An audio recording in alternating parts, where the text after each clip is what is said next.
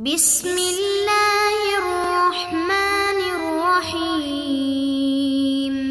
بسم اللہ الرحمن الرحیم الحمد للہ رب العالمین والصلاة والسلام علی رسولہ محمد وآلہ واصحابہ اجمعین، اما بعد۔ درس نمبر 249۔ آج کے سبق کا عنوان ہے عبارت النص، اشارت النص، اقتضاء النص، دلالت النص کا بیان۔ چوتھی تقسیم لفظ کی معنی کی طرف نسبت کرتے ہوئے کتاب اللہ کے 4 اقسام مصنف نے بیان کی تھی، ان میں سے 3 اقسام کا ذکر ہو چکا اور اب چوتھی تقسیم شروع ہو گئی ہے، جس میں لفظ کے معنی پر دلالت کی جو کیفیت ہے اس کے بارے میں مباحث ہے، اور اس کی 4 اقسام بیان کی تھی: عبارت النص، اشارت النص، اقتضاء النص اور دلالت النص۔ پچھلے سبق میں ہم نے اس کی وضاحت کی تھی اور اختصار کے ساتھ دوبارہ بتاتے ہیں۔ عبارت النص اس کو کہتے ہیں کہ لفظ سے معنی موضوع لہو یا معنی موضوع لہو کا جز یا لازم متاخر مراد لیا جائے اور کلام بھی اس کے لیے چلایا گیا ہو۔ اشارت النص اس کو کہتے ہیں کہ لفظ سے موضوع لہو یا موضوع لہو کا جز یا لازم متاخر مراد ہو لیکن کلام اس کے لیے چلایا نہ گیا ہوتا نہ ہو۔ اور اقتضاء النص اس کو کہتے ہیں کہ لفظ کا ایک محتاج الیہ ہے، یعنی اس لفظ کا جو دوسرا معنی ہے اور اس کو بھی مراد لینا ضروری ہوگا، اس کو مراد لیا جائے تو اس کو اقتضاء النص کہتے ہیں۔ اور دلالت النص اس کو کہتے ہیں کہ لفظ سے ایسا معنی مراد لیا جائے کہ جس سے لغوی طور پر یہ بات سمجھ میں آ رہی ہو کہ منطوق میں یعنی جہاں حکم لگایا گیا ہے اس میں حکم اسی وجہ سے ہے، تو اس کو دلالت النص کہتے ہیں۔ مصنف نے کئی مثالوں کے ذریعے سے ان کو واضح کیا تھا، اور چونکہ اشارت النص اور عبارت النص اور اشارت النص میں ہم نے یہ کہا تھا اس کی 3 صورتیں بنائی تھی، چاہے موضوع ہو یا موضوع لہو کا جز ہو اور یا لازم متاخر ہو۔ تو پچھلے سبق میں ان دونوں کی مثالیں بیان کی تھی۔ آج کے سبق میں لازم متاخر کے بارے میں بتائیں گے۔ وَأَمَّا أَنَّ اللَّازِمَ الْمُتَأَخِّرَ ثَابِتٌ بِالنَّظْمِ عِنْدَهُمْ فَلِأَنَّهُمْ قَالُوا إِنَّ قَوْلَهُ تَعَالَى وَعَلَى الْمَوْلُودِ لَهُ رِزْقُهُنَّ سِيقَ لِإِيجَابِ نَفَقَةِ الزَّوْجَاتِ عَلَى الزَّوْجِ الَّذِي وُلِدْنَ لِأَجْلِهِ وهو المعنى الموزول له، وفيه إشارة إلى أن الأب منفرد في الإنفاق على الولد إذ لا يشاركه أحد في هذه النسبة، فكذا في حكمها وهو الإنفاق على الولد، وهذا المعنى لازم خارجي للموضوع له متأخر عنه، ولما جعلوه إشارة إلى هذا المعنى جعلوا اللازم الخارجي المتأخر ثابتا بالنظم، فالمثال الأول عبارة في الموضوع له إشارة إلى جزئه، والمثال الثاني عبارة في الموضوع له إشارة إلى لازمه وهو الانفراد بنفقة الأولاد، وإذن إلى جزئه وهو أن النسب إلى الآباء إلى آخر ما ذكرنا في المتن۔ جہاں تک ہم نے یہ کہا تھا کہ لازم متاخر یہ بھی نظم سے ثابت ہوتا ہے فقہاء کرام کے نزدیک، اصولین کے نزدیک، تو اس کی وجہ یہ ہے کہ علماء کرام نے یہ کہا ہے کہ اللہ تبارک و تعالیٰ کے ارشاد وعلی المولود لہ رزقہن، اور ان کے والد پر ان کو کھانا پلانا ہے، یعنی والد پر اولاد کا نفقہ ہے۔ یہ آیت چلائی گئی ہے زوجات کے نفقے کے لیے کہ وہ زوج پر ہے یعنی خاوند پر ہے، جس کے لیے وعلی المولود لہ رزقہن یعنی والد پر اپنی بیویوں کا نفقہ ہے، رزقہن اپنی بیویوں کا نفقہ ہے۔ تو یہ آیت چلائی گئی ہے کہ زوجات کا جو نفقہ ہے وہ زوج کے ذمہ لازم ہے جس کے لیے اس نے بچے جنے ہیں، اور یہ اس کا معنی موضوع لہو ہے، اور اس میں اس بات کی طرف اشارہ ہے کہ اب بچے پر نفقہ کرنے میں منفرد ہے، یعنی صرف اکیلے والد پر نفقہ ہوتا ہے، اور اس لیے کہ اس نسبت میں ان کے ساتھ کوئی شریک نہیں ہے، تو ان کے اس کے حکم میں بھی وہ اس کے ساتھ کوئی شریک نہیں ہوگا اور وہ بچے پر نفقہ یعنی خرچ کرنا ہے۔ اور یہ جو معنی ہے یہ لازم ہے، خارجی ہے موضوع لہو کو، اور اس سے متاخر ہے۔ اور جب علماء کرام نے اس کو اشارہ بنایا اس معنی کی طرف تو لازم خارجی جو متأخر ہے اس کو نظم کے ساتھ ثابت بنایا. بس پہلی مثال وہ موضوع لہو میں عبارت ہے اور جز کی طرف اشارہ ہے، اور دوسری مثال میں موضوع لہو میں عبارت ہے اور لازم میں اشارہ ہے، اور وہ اولاد کے ساتھ اولاد پر نفقے میں منفرد ہونا. اور اسی طرح اس کے جز کی طرف بھی اشارہ ہے، اور وہ یہ ہے کہ نسب جو ہے وہ آبا کی طرف منسوب ہوتا ہے. اس کے علاوہ جو متن میں ہم نے ذکر کر دیا. اوپر بتایا تھا کہ عبارت النص اس کو کہتے ہیں کہ لفظ کا معنی موضوع لہو مراد ہو، یا معنی موضوع لہو کا جز مراد ہو، یا لازم متاخر مراد ہو، اور یہ تینوں صورتیں اور اس کے لیے اس کو چلایا بھی گیا ہو، تو یہ نظم کے ساتھ یعنی لفظ سے ثابت ہوتا ہے، اور لفظ میں یعنی اس کے لیے دلالت موجود ہوتی ہے. تو پیچھے جو دو مثالیں بتائی تھی اس میں للفقراء المہاجرین، اس میں موضوع لہو اور موضوع لہو کے جز کو بتایا تھا، اور اس مثال میں اب لازم متاخر کو بتا رہے ہیں. قرآن مجید میں اللہ تبارک و تعالیٰ نے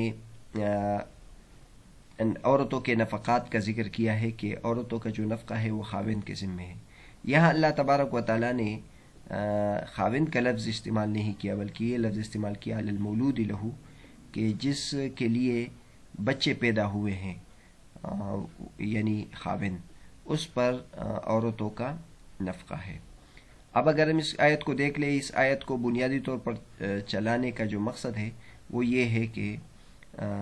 زوجات کے نفقوں کو بیان کر رہے کہ وہ کس پر ہے، تو وہ خاوند پر ہے. یہ بنیادی طور پر اس کے بیان کرنے کا مقصد ہے، اور یہ اس کا موضوع لہو ہوا.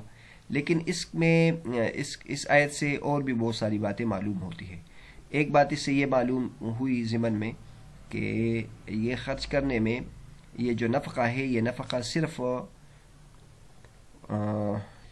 والد پر ہے، اور اس میں اس کے ساتھ کوئی شریک نہیں ہے. یعنی جو بچوں کا نفقہ ہے وہ صرف والد کے ذمے ہے اور ماں کے ذمے نہیں ہے، کیونکہ اللہ تبارک و تعالیٰ نے یہاں جو لفظ استعمال کیا وہ مولود لہو ہے. کوئی یہ بچہ صرف مرد کے لیے یعنی خاوند کے لیے پیدا ہوا ہے،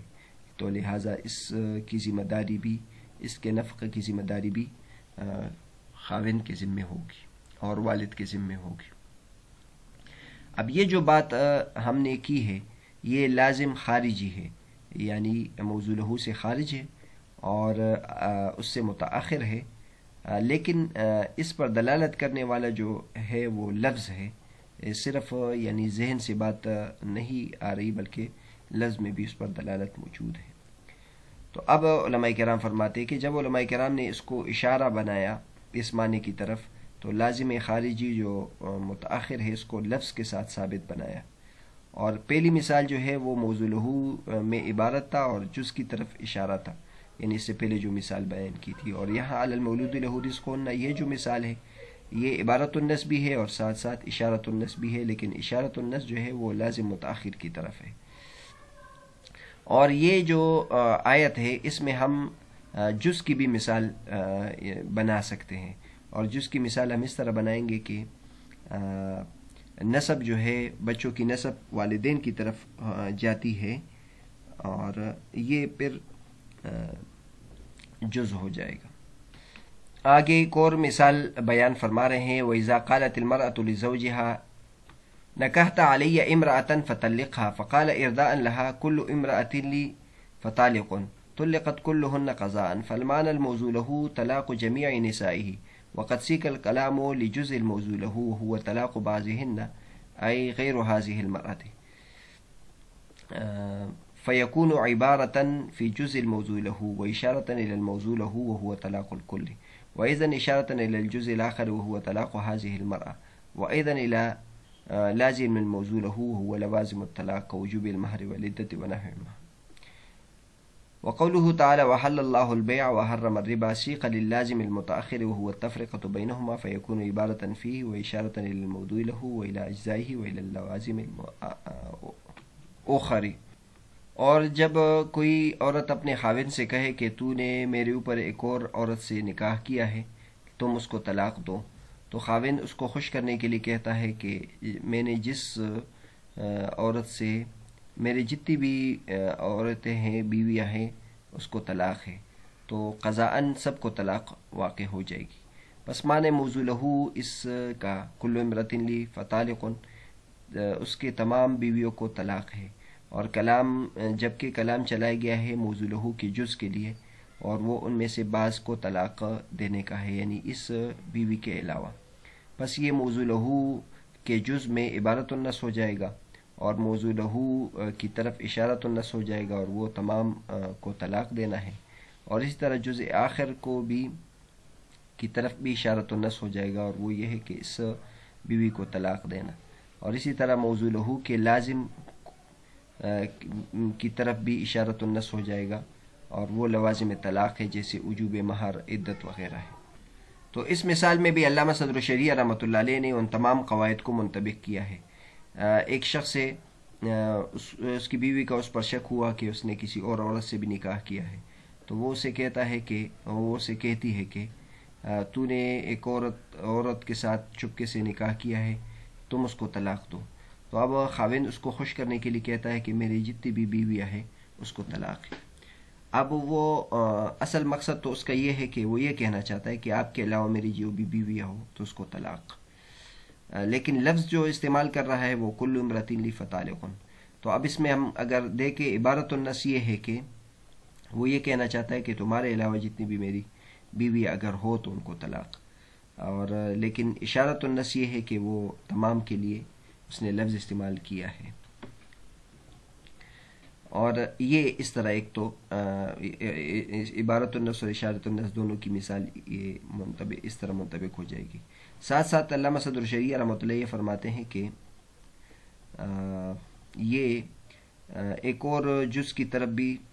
اشارت النص کی مثال بن سکتی ہے، اور وہ یہ ہے کہ صرف اس عورت کو طلاق اگر ہم اس سے مراد لے لیں تو پھر یہ اشارت النص کے طور پر ثابت ہوگا، کیونکہ یہ جز ہو جائے گا. اصل میں تو اس نے لفظ استعمال کیا کہ تمام کو طلاق، اور خاص اس ایک عورت کے طلاق کو اگر ہم اس سے ثابت کرنا چاہتے ہیں تو یہ اشارت النص کے ذریعے سے ثابت کریں گے. اسی طرح اگر ہم لازم موضوع لہو اس سے مراد لے لیں، اور وہ یہ ہے کہ طلاق کے لوازمات میں سے جو چیزیں ہیں وہ اس سے مراد لے لیں جیسے وجوب مہر اور عدت، تو یہ پھر لازم متاخر ہوگا. ایک اور مثال بیان فرماتے ہیں وقولہ تعالی وحل اللہ البیع وحرم الربا. اب اس میں ہم دیکھ لیں تو یہ لازم متاخر کے لیے چلایا گیا ہے، یعنی بنیادی طور پر تو اللہ تبارک و تعالیٰ نے اس میں یہ بیان کیا ہے کہ اللہ تبارک و تعالیٰ نے بے کو حلال کیا ہے اور ربا کو حرام کیا ہے. لیکن دراصل اس میں یہ تو سب کو معلوم ہے کہ بے حلال ہے اور ربا حرام ہے، لیکن اللہ تبارک و تعالیٰ نے اس کو فرق کے لیے چلایا ہے، اور وہ یہ ہے کہ بے اور ربا میں فرق ہے. تو لہٰذا فرق میں یہ عبارت النص ہے، اور موضوع لہو کی طرف اشارت النص ہے، اور اس کے اجزاء کی طرف، یعنی اگر صرف بے کی حلت اگر اس سے مراد لے لیں گے تو یہ اشارت النص ہو جائے گا، صرف ربا کی حرمت اگر اس سے مراد لیں گے تو یہ اشارت النص ہو جائے گا. یا اس طرح اور لوازم اگر اس سے مراد لے لیں تو اس میں بھی یہ اشارت النص ہوگا. آگے فرماتے ہیں وَإِنَّمَا قَيَّدْنَا اللَّازِمَ بِالْمُتَأَخِّرِ لِأَنَّهُمْ سَمُّوا دَلَالَةَ اللَّفْظِ عَلَى اللَّازِمِ الْمُتَقَدِّمِ اقْتِضَاءً وَإِنَّمَا جَعَلُوا كَذَلِكَ لِأَنَّ دَلَالَةَ الْمَلْزُومِ عَلَى اللَّازِمِ الْمُتَأَخِّرِ كَالْعِلَّةِ عَلَى الْمَعْلُولِ أَقْوَى مِنْ دَلَالَتِهِ عَلَى اللَّازِمِ غَيْرِ الْمُتَأَخِّرِ كَالْمَعْلُولِ عَلَى الْعِلَّةِ فَإِنَّ الْأُولَى مُضْطَرِدَةٌ دُونَ الثَّانِيَةِ إذ لا دلالة للمعلول على العلة إلا أن يكون معلولا مساويا ولأن النص المثبت للعلة مثبت للمعلول تبعا له أما المثبت للمعلول فغير مثبت لعلته التي هي أصل بالنسبة إلى المعلول فيحسن أن يقال إن المعلول ثابت بعبارة النص المثبت للعلة ولا يحسن أن يقال إن العلة ثابتة بعبارة النص المثبت للمعلول. فتبين من هذه الأبحاث حدود العبارة والإشارة والاقتضاء. اوپر عبارت النص میں ہم نے لازم کا جب بھی ذکر کیا ہے تو لازم کو متاخر کے ساتھ مقید کیا ہے کہ لفظ اپنے معنی موضوع لہو پر یا معنی موضوع لہو کے جز پر یا لازم متاخر پر دلالت کرے، اس کو عبارت النص کہتے ہیں. تو اس کی وجہ بتاتے ہیں کہ ہم نے لازم کو متاخر کے ساتھ مقید کیوں کیا ہے، لازم متقدم کیوں نہیں ہو سکتا. تو اس کی وجہ یہ بیان کی ہے کہ لازم کو ہم نے متاخر کے ساتھ اس لیے مقید کیا کیونکہ جو لازم متقدم ہوتا ہے وہ اقتضاء النص میں آئے گا. اقتضاء النص سے جداگانہ قسم ہے، اس کے ضمن میں یہ آ جائے گا. اقتضاء النص اس کو کہتے ہیں کہ جو لفظ کا جو محتاج الیہ ہے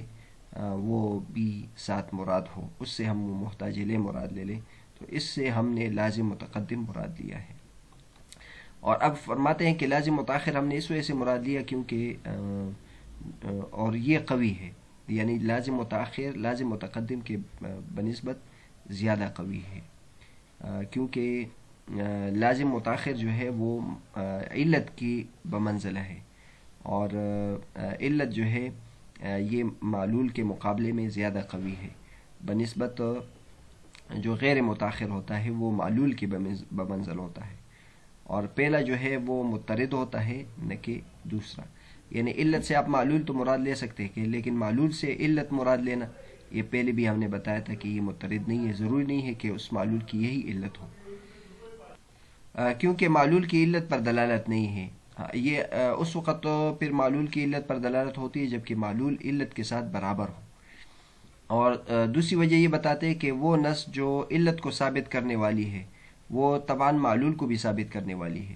لیکن وہ نص جو معلول کو ثابت کرنے والی ہے وہ اس علت کی وجہ سے ثابت نہیں ہوتی جو معلول کی طرف نسبت کرتے ہوئے اصل ہے. لہٰذا بہتر یہ ہے کہ یہ کہا جائے کہ معلول ثابت ہوتا ہے عبارت النص کے ساتھ جو علت کو ثابت کرنے والا ہے. اور یہ اس طرح کہنا درست نہیں ہے کہ